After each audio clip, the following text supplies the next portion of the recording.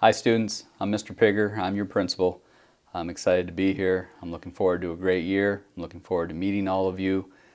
Please, if you see me in the hallway, come up and say hi, shake my hand, fist bump, whatever you need to do. Again, it's going to be a good year.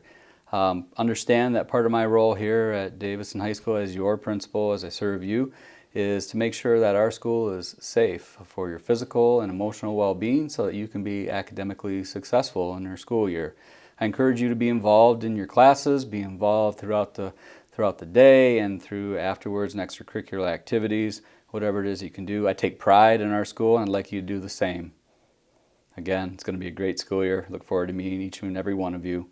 Up next is information that you're going to find out to have a great school year. Thank you. Hello DHS staff and students.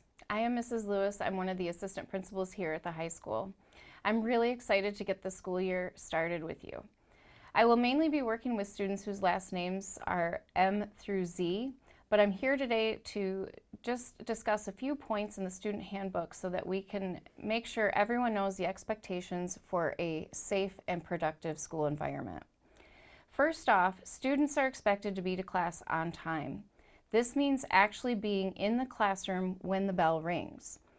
If you have an excused pass, please make sure that you give it to the teacher so that you are not marked tardy. Please note that if you are 10 or more minutes late to class, this is a marked absence. Tardies accumulate every 9 weeks. In this time, the first and second tardies are just warnings in which the teacher may discuss this with you. On the third tardy, however, you will be notified by the teacher and a letter will be sent to your parent or guardian. On the fourth tardy, the teacher will let you know that you are expected to serve a 30-minute after-school detention at this point, and again, your parent or guardian could be notified. On the fourth tardy, the teacher will let you know that you are expected to serve a 30-minute after-school detention at this point, and again, your parent or guardian will be notified. If you reach 5 tardies, again, you and your parents will be notified, and you will be assigned to serve a day in the PBS room, and so on for each subsequent tardy. The next thing I would like to cover is leaving of school grounds. For the safety of all our students and staff, we are a closed campus. This means that you cannot come and go as you please during the school day.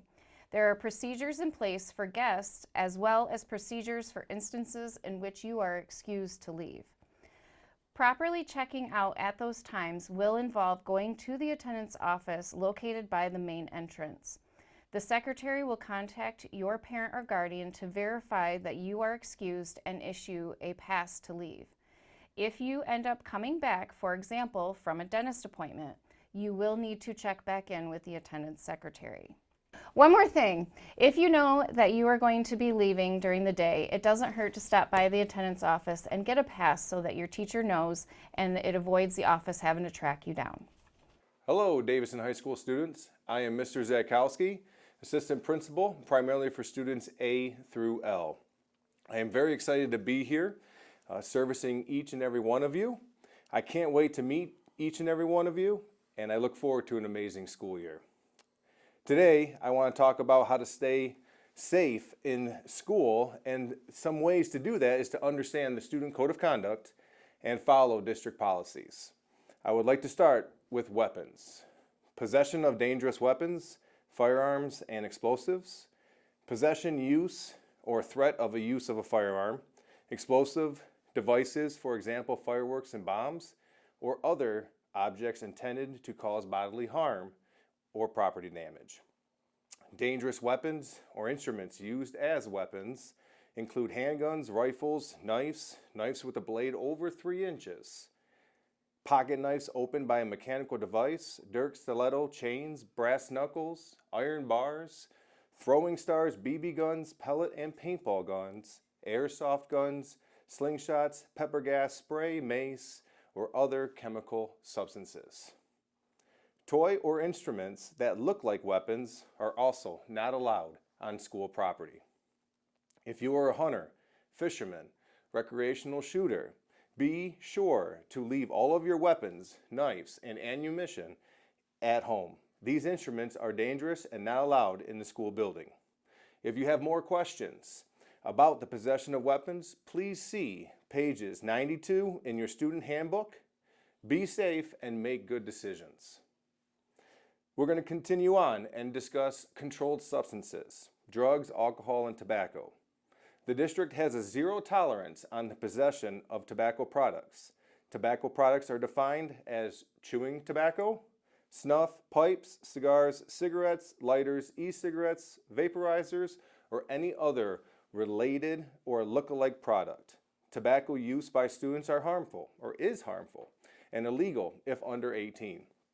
Possession, use, or distribution of any tobacco products is prohibited at any school-sponsored events, attendance center, or on school grounds. Any student in possession, use, or distribution will result in suspension from school and subject to a police citation. Drugs. Students are expected to follow proper school procedure for administration of medication. When taking over-the-counter medication, students may not possess vitamins or any other type of supplement in pill, liquid, vaporizer, or inhalant form without a physician's order. Please bring this to the office if you have one. Alcohol and drugs. The consumption and or possession of any alcoholic beverage or any illegal drug, controlled substance, or drug paraphernalia is prohibited in any attendance center, on school grounds, or any school-sponsored activity while being under the influence of alcohol or illegal drugs. Please note that any student who possesses alcohol or drugs on school grounds will be suspended. If the intent is to distribute, a recommendation to the Board of Education for long-term suspension and or expulsion will occur. Students will also be referred to the proper police authorities. Please see page 93 in your handbook for additional information in regards to alcohol and drugs. Now let's talk about the district's dress and appearance guidelines. In general, clothing needs to be clean and appropriate for the climate and situation. Students shall not wear attires that interferes with the operation of the school. Students must wear shoes. Hats and hoods are not permitted in the building during school hours. Articles of clothing with inappropriate subject matter, profanity, slogans, or symbols are not permitted. If you do find yourself in violation of the district dress code, you will be asked to change your clothes. If this violation of dress code continues, additional discipline will be provided. Please see page 24 in your student code of conduct to see a complete list of inappropriate apparel. Again, let's be safe. I look forward to meeting each and every one of you. Thank you. Hello, DHS. This is Mr. William Jardine of Students. I'd like to welcome you back to school and let you guys know if you ever come to my office, it will probably have something to do with attendance. I'd like to update you on our food policy. This year, students will not be allowed to have food delivered during school hours. After school for athletic events or after school events, students will be able to have food delivered. I also like to update you on the fact that breakfast and lunch will be free all this year. So I'd like to welcome you all back. Happy to see you all, and I have an open door policy. If you need to talk to me, do not hesitate. Hello everyone, welcome back. The athletic department is excited to start a new school year, and we're definitely excited to get another sports season underway. We do have a few new things that have been added to the handbook that deal with grades and eligibility. Our new assistant athletic director, Mr. Jake Weingarts, will be helping roll that out this first semester.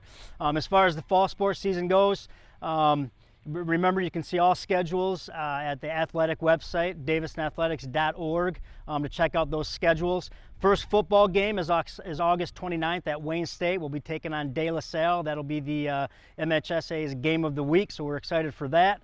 Those tickets will be able to be purchased online. We'll roll more information out on that soon. Make sure that if you want to get that student nest pass, that you stop by Miss Abinage's classroom. It's $50. You get a t-shirt, and that allows you to get into all high school athletic events with that student pass. So here we go, fall season ready to go.